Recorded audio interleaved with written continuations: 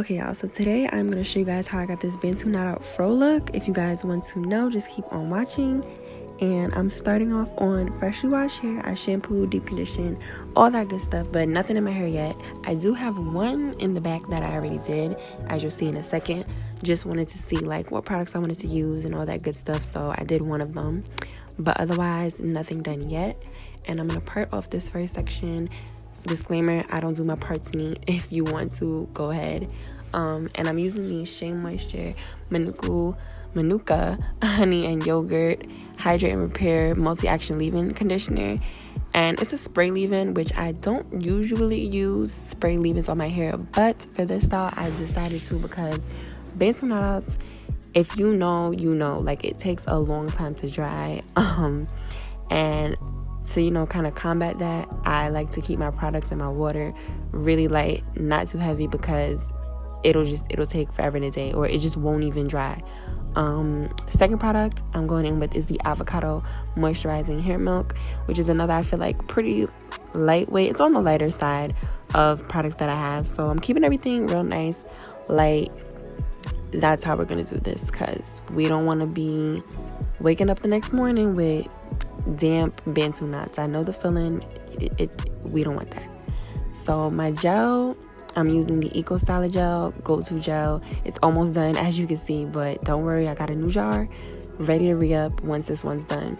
And I'm using a little bit of that, not too much, just to like give my curls some hold.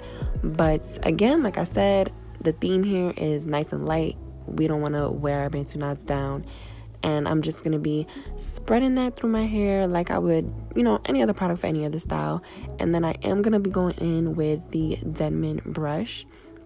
Typically, I don't really usually brush my hair, but for a style like this, I want my hair to be super smooth. So I'm going to go in with the brush, because that gets all the tangles and knots out and makes my hair real nice and smooth how I want it for these Bantus.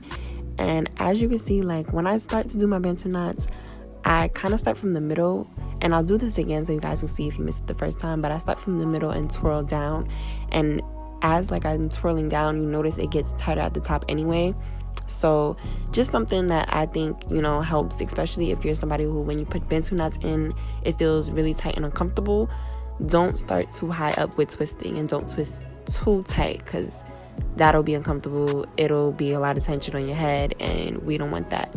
So twirling all the way down, and then once I get towards the end, I kind of like coil that a bit. And yeah, so now we're ready to knot it up. And this part's pretty, I think self-explanatory, but I'm just showing you guys here how I do it. I just kind of hold it at the center and wrap around, and I kind of like coil a little bit too while I'm doing this part. Not too much, because again, like I said, I don't want this to be too tight to the point where it's uncomfortable for me to sleep, but just enough so the definition and everything tomorrow is popping, because that's what we want.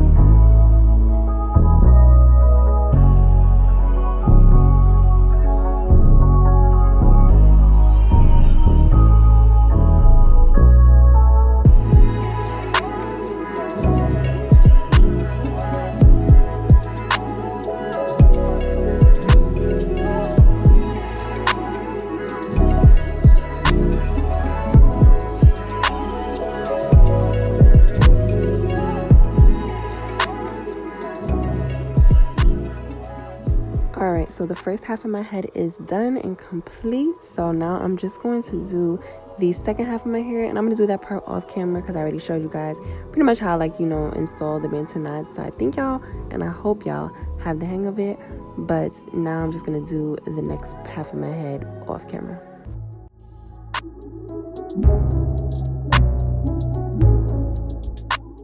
Now that all the Bantu knots are in, it is time to let it dry. And I personally let my Bantu knots dry overnight.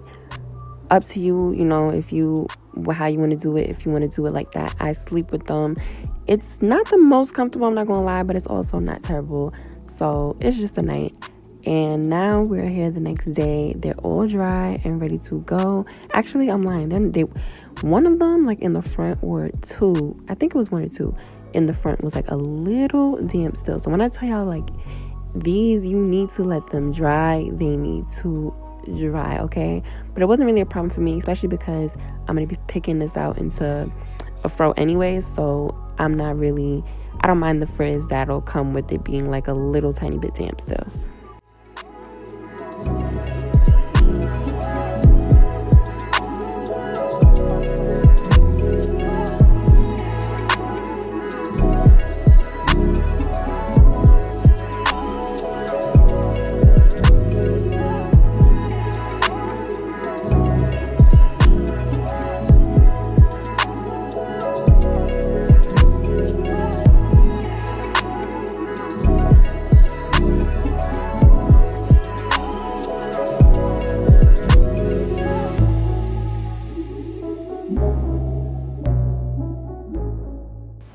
So to separate the individual coils, I'm going to be using the My Element almond oil. And in order to separate my coils, I pretty much just pull the hair apart where it most naturally wants to separate. Like when you're doing this, you'll feel it. If it feels like it doesn't want to separate at that part that you're trying to, it doesn't want to do that. And especially if you're someone who's trying to avoid frizz throughout this process, you want to separate where your hair is kind of telling you it wants to be separated. Feel it out. You will be able to tell, trust me.